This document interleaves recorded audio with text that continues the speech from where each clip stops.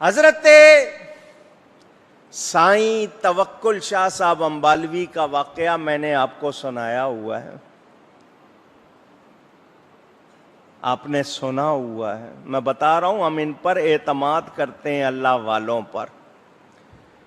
بڑے مشہور بزرگ تھے، پرانے وقتوں کی بات، مولانا محبوب عالم صاحب، ذکر خیر نامی کتاب چھپی ہوئی ہے، گوجرانوالا سے ملتی ہے بازار میں۔ ان کو بلایا، مولانا صاحب یہ میرے پاس ایک ٹکا ہے، ٹکا لے لو۔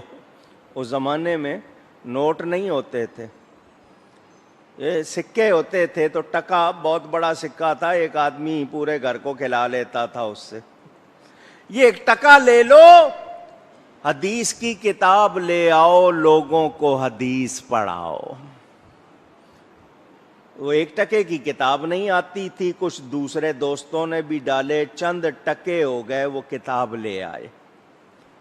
درخت کے تنے کے ساتھ حضرت سائیں توکل شاہ صاحب امبالوی ٹیک لگا کر بیٹھ جاتے، اور اس درخت کی چھاؤں میں مولانا محبوب عالم صاحب حدیث شریف پڑھاتے، طلباء سامنے بیٹھ جاتے، چٹائی پہ بیٹھے ہوئے حدیث شریف پڑھا رہے ہیں۔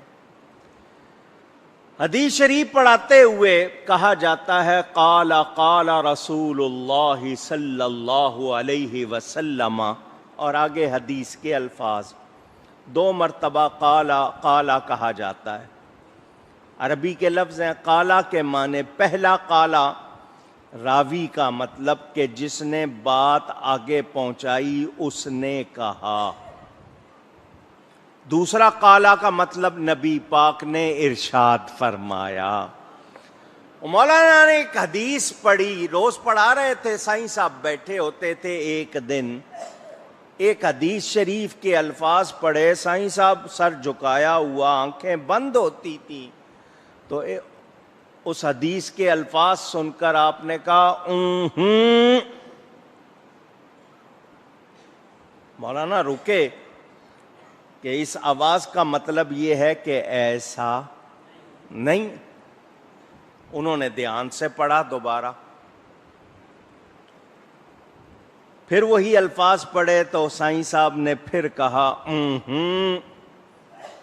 مولانا کو شبہ ہوا میرے زیر زبر میں غلطی ہو رہی ہے، مخارج میں غلطی ہو رہی ہے، پڑھنے میں غلطی ہو رہی ہے، یا کیا بات ہے؟ تیسری مرتبہ پڑھا تو پھر آواز آئی تو مولانا صاحب نے کہا، سائیں صاحب میں کتاب دیکھ کے یہ پڑھ رہا ہوں، کتاب میں اسی طرح ہے۔ سائیں صاحب جو آنکھیں بند کیے بیٹھے تھے، فرمایا مولانا تمہاری نظر کتاب پر ہے، میری نظر نبی پاک کے چہرے پر ہے صلی اللہ، اور حضور فرما رہے ہیں یہ میرے الفاظ نہیں۔ بولو اعتماد کریں یا نہ کریں؟ اونچی